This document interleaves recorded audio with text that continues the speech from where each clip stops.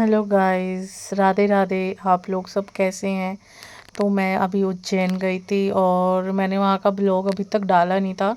तो आज मैं आपके साथ इन्फॉर्मेशन शेयर करती हूँ। तो मैंने ट्रेन पकड़ी थी न्यू दिल्ली से, मैं और मेरी मम्मी। और न्यू दिल्ली से ट्रेन पकड़ के हम पहुँचे सीधा उज्जैन जंक्शन। तो उज्जैन जंक्शन उतरते ही आपको अलग से एक वाइब आएगी, बहुत ही पॉजिटिव वाइब। जैसे ही हम उतरे तो जितने भी थकान थी वो सब चूर हो गई। फिर हम बाहर निकले और वहाँ पे आपको सबसे पहले शेयरिंग ऑटो मिलते हैं जो आपको मंदिर के पास, महाकालेश्वर मंदिर के पास, होटल्स के पास ले जाएंगे, क्योंकि वहाँ से ज़्यादा दूर है नहीं। तो वो आपसे पर पर्सन 30 रुपये चार्ज करेंगे। कोई कोई 20 भी करता है, कोई कोई 30 भी करता है। तो वो आपसे चार्ज करेंगे और आपको, अगर आपने होटल बुक किया है तो बहुत अच्छी बात है, वरना वो आपको कोई अच्छा सा होटल दिखा देंगे। तो हमें ये रूम पड़ा था 600 रुपये का पर डे के हिसाब से, जो कि बिल्कुल ठीक था। मंदिर के 1 किलोमीटर के दायरे में ही था, वॉकिंग डिस्टेंस से। 1 किलोमीटर भी नहीं था, उससे कम ही था, लेकिन आसपास का एरिया बहुत अच्छा था। बहुत सारी चीज़ें खाने पीने की भी थी और बहुत सारा, मतलब आप कुछ खरीद भी सकते हो, बहुत सारी चीज़ें थी। और हम वहाँ जहाँ रुके थे वहीं से वॉकिंग डिस्टेंस से हम मंदिर चले गए, जहाँ से गेट नंबर 4 पास आता है। तो वहाँ गए गेट नंबर 4 के पास। वहाँ बड़े गणेश जी का भी मंदिर है, तो आप उसमें भी विज़िट ज़रूर करें। और उसके बाद आपको क्या करना है, सबसे पहले पहुंच जाइए गेट नंबर 1 पर, जहां से आपको शीघ्र दर्शन की भी टिकट मिलती है। तो वहां पे आपको 250 रुपये की टिकट मिलेगी, वो टिकट लीजिए। और जैसे ही आप बाहर जाते हो ना गेट नंबर 1 के बाहर, तो कुछ ऐसे स्क्रीन पर आपको महाकाल जी दिखेंगे और आप उनके दर्शन कर सकते हैं।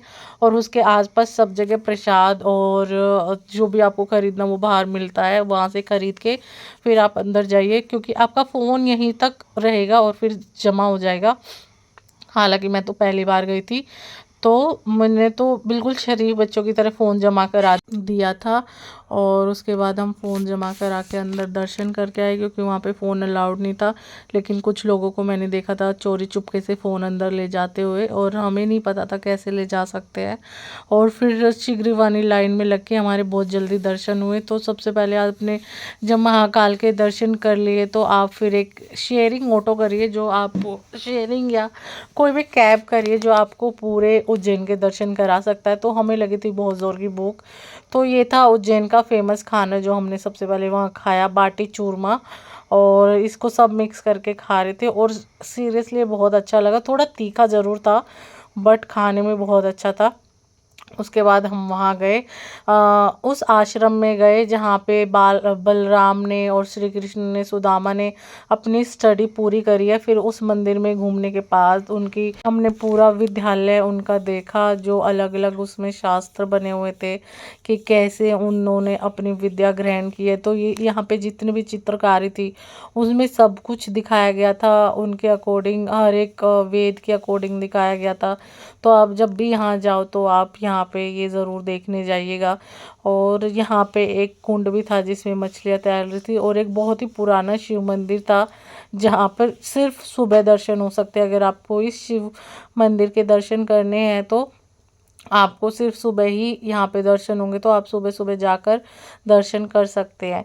तो यहाँ पर जो हमारे शिव जी हैं वो विराजमान है। और कृष्ण, सुदामा और बलराम ने 64 कलाएं अपनी सीखी थी अपने गुरु से, तो वो सब यहाँ पे फोटो में लगी हुई है। और आप इसको अच्छे से टाइम लगने के बाद आप जाइए। इसको घूमने में आपको थोड़ा टाइम लगेगा, क्योंकि हर एक चीज़ आप पढ़ोगे, देखोगे कैसे क्या ग्रहण किया है, कैसे उन्होंने 64 कलाएं ग्रहण की है। तो वो आप देखने के बाद, फिनिश करने के बाद बाहर आ जाइए, क्यों फिर उसके बाद आप जाइए।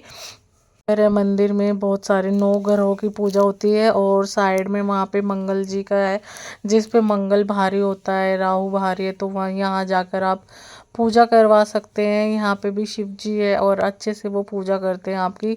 और उस पे ही मंगल के साइड में ही नवग्रह है, जैसे मैंने बताया 9 ग्रहों के लिए। तो जिसके भी 9 ग्रह है, कोई भी बिगड़ा हुआ होता है या कुछ भी है, तो जाके बस नवग्रह की पूजा कीजिए। और इस नदी के पास आप बैठकर अपना टाइम निकाल सकते। फिर हम निकल गए काल भैरव मंदिर।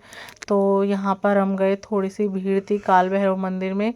तो ऐसा बोला जाता है अगर आप महाकाल गए और काल भैरव नहीं गए तो आपका घूमना, आपका दर्शन करना मान्य नहीं होता। तो आप जब भी महाकाल जाएं तो काल भैरव तो ज़रूर जाएं।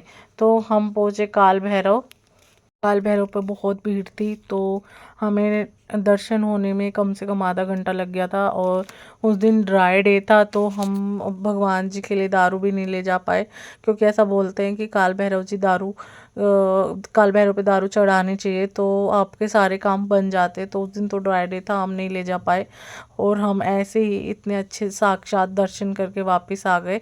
और हमने अरदास की कि हमारा घूमना फिरना सब सफल हो और वो हमें देख रेख में रखे अपनी, और जो भी गलती हो हमारी माफ़ करे। तो फिर वहाँ पे बाहर आके भी हमने थोड़ा सा दर्शन किया। बाहर में भी एक मंदिर था उनके साइड में, तो वहाँ पे दर्शन करके हम निकल गए सीधा। और क्योंकि अब हम काल भैरव घूम चुके थे, नवग्रह मंदिर घूम चुके थे, मंगल गृह मंदिर घूम चुके थे, महाकाल घूम चुके थे, और बलराम के विद्या स्थल पे भी घूम चुके थे। अब बारी थी हमारी जाने की सिद्धिपीठ मंदिर, जो कि हम बहुत ही सिद्ध मंदिर है। कि ऐसा बोला जाता है कि माता का एक अंग यहाँ पे गिरा था। तो सिद्धिपीठ मंदिर में गए, वो नवरात्रों के आसपास का टाइम था, तो मंदिर बड़ा ही धूमधाम से सजाया गया था। और जब हम गए तो बहुत अच्छे से दर्शन हुए, बिल्कुल सामने से दर्शन हुए। वहाँ पे किसी ने भी कुछ नहीं बोला, आप मंदिर में चाहे फ़ोन लेके जाओ चाहे नहीं लेके जाओ। तो आप देखिए इतने सुंदर दर्शन हुए माता के, और ये सिद्धिपीठ माता थी। तो इसके दर्शन के बाद हम गए गणेश जी के मंदिर में, जो कि इनके साथ में ही था। साइड में वहाँ पे थोड़ी सी शॉपिंग की हमने, चूड़ियाँ थी जो कि चूड़ियाँ ली हमने, और थोड़ा सा शॉपिंग करने के बाद पहुँचे हम बड़ा गणेश मंदिर। तो हम गणेश जी के मंदिर में हमने पूजा अर्चना की और उनसे आशीर्वाद लिया, और फिर हम चल दिए आरती के लिए, गंगा घाट की आरती के लिए। तो वहाँ पे जो आरती होती है उसके लिए हम थोड़ा सा लेट हो गए थे। तो हम ऐसे ही चाय पीते पीते और ये सब करते, क्योंकि पूरा दिन हमें घूमते घूमते हो गया था। तो फिर हम गए, और हम लेट हो गए थे आरती के लिए। तो हम गए हरसिद्धि माता मंदिर, जहाँ पे बिल्कुल बारिश आ गई, तूफान आ गया, और वो दिए जल रहे थे। तो दिए जलते रहे इतनी बारिश में भी, देखो बारिश गिर रही है लेकिन दिए नहीं बुझे। तो ये किसी चमत्कार से कम नहीं था। तो यहाँ पे एक हॉल था जिसके नीचे भी सिद्धिपीठ मंदिर था, जो सबको नहीं पता है। तो वो थोड़ी सी उसमें दिखता दर्शन होता है। और फिर हमने सिद्धिपीठ मंदिर के दर्शन किए और हम फ्री हो गए। फिर हमारे पास टाइम था, तो हम शयन आरती के लिए गए। और हम इतने लकी थे, जब हम शयन आरती के लिए जा रहे थे उस दिन महाकाल की बाहर सवारी निकली थी, हमने उसके भी दर्शन किए। शयन आरती के लिए हम बहुत भागे हैं, तब जाके हमें शयन आरती के दर्शन हुए हैं। और शयन आरती की एक और अच्छी बात है कि आप वहाँ पे अपना फ़ोन ले जा सकते हो और वीडियो बना सकते हो, और अच्छे से भगवान के दर्शन कर सकते हो। तो आप शयन आरती में फ़ोन ले जा सकते हो, आप शयन आरती में फ़ोन ले जाइए। तो इस तरीके से हमारा डे 1 कंप्लीट हुआ। वी आर टायर्ड, हम बहुत बुरे टायर्ड हो गए थे, क्योंकि हम सुबह ही ट्रेन से ट्रैवल करके गए हैं, और रात को हम शयन आरती में 12 बजे फ्री होकर, हालांकि 10:30 बजे होती है शयन आरती, लेकिन उस दिन भगवान की सवारी पूरे उज्जैन महाकाल बाहर सवारी पे निकले थे, क्योंकि उस दिन रावण जी का दहन होना था। मेरी वीडियो पसंद आई तो प्लीज़ लाइक करें, सब्सक्राइब करें और शेयर करें। हर हर महादेव, जय महाकाल, जय शिव शंभू।